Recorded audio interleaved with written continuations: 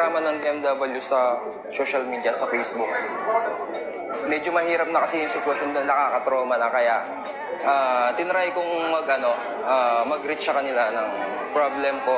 Tumawag ako sa DMW Pilipinas, then sumagot sila. Then binigay yung number nung DMW sa Qatar. Then after that, tuloy-tuloy na yung proseso. Tuloy-tuloy na yung proseso ng hanggang sa tinawagan kami.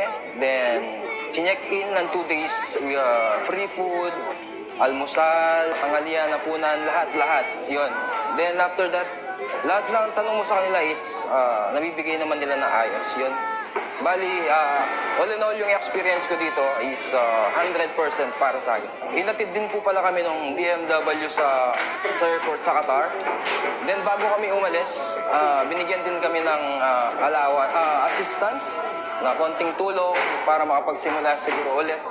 Then, after that, nung nag-arrive na kami dito sa Pilipinas, yan, sinalubong kami ng mga iba't ibang ahensya ng gobyerno, ng DMW.